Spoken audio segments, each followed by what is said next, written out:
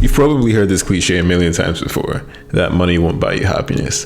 And God knows I've strained my eye muscles from the number of times I rolled my eyes hearing this cliche. The next time you decide to retreat into your nerd cave or go into hustle mode, beast mode, whatever it is you like to call it, maybe consider that there is a little bit of truth to this cliche. And if you consider this truth, hopefully you won't be disappointed, and hopefully your expectations are met when you finally achieve your goals. Hello guys, my name is Clinton, and today I'm going to be talking to you about the Hedonic Treadmill. So a little context is that about 2 months ago, as I've said like so many times now, I moved to America and my income basically multiplied by like 5 times, which was obviously super exciting initially, but then like the excitement faded away. So now why did it fade away? And why am I saying this? Well, the hedonic treadmill is this idea in psychology that basically says humans are very adaptive to their environment.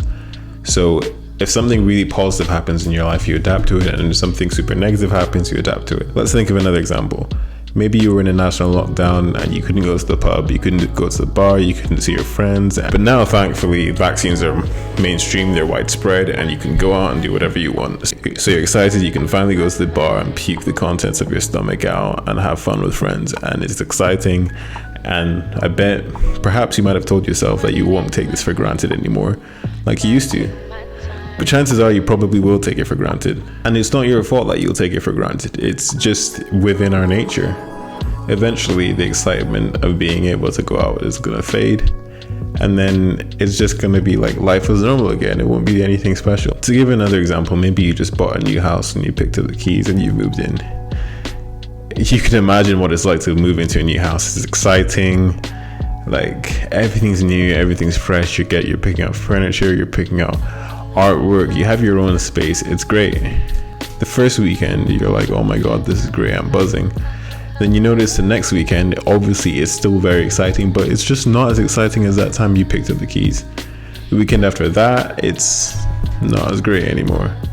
And then eventually you're just like, oh, this is normal, this is just mundane. And then you look for the next thing to give excitement in your life. Maybe that's buying new clothes or buying a new car. Or maybe you're the kind of person that's career oriented and you want to get that next promotion, that next raise. So what's the point of what I'm saying, guys? I guess the moral of the story here is just to enjoy the process of whatever it is you're trying to do, and to not take what you have right now for granted. Because let's say you're trying to achieve a goal with the hope that's going to make your life better, and in the process of trying to achieve this goal you're only suffering, then that's not really a way to live. It's a waste of life. Because if you're suffering over many months or years or whatever to achieve this goal, you will get the excitement eventually, but the excitement is going to be very short-lived. And then you're going to try and achieve the next goal, and you're going to suffer for however many years and months again just to get a short burst of excitement. And the net result is that you spend most of your life in suffering. And this is the tragic truth. This is what many people do. This is what the rat race is. People try to boost their income. They try to get raise after raise, promotion after promotion in a job that they hate just for a brief excitement.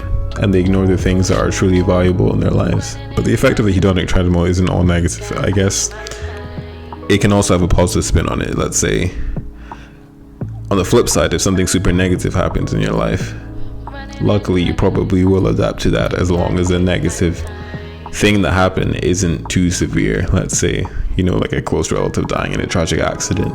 Okay, those cases are severe. They kind of cause trauma, and traumatic incidents can actually change your baseline level of happiness. But generally, the principle is that everyone has this certain baseline range of happiness that they're in, and they may occasionally stray out to one end and be happier today, or they may occasionally stray out to the other end and be, not so happy. But generally, we all return to this baseline, no matter what circumstance we're in, as long as the circumstances are not too severe, like extreme poverty or an extremely traumatic event. And if you think about it, think about, let's say, millionaires or billionaires, for example. I mean, do you think they're always happy? Obviously not. We know rationally that these people aren't always happy, and quite often a lot of them are even depressed. So why is it that so many of us irrationally just suffer to achieve these goals, to achieve a race, to get more money, when on a level we know it's not going to make us any happier? I suppose the smart thing to do is that we should all, stop ourselves in our tracks every now and again and just learn to appreciate what we have. And my experiences moving to America has really taught me that I really, really appreciate my family and friends back home in the UK. So this particular episode has been basically just a long ramble, but I hope you guys got some value from it, and I hope that my experiences could benefit you in one way or another. Thanks for watching, guys. Bye.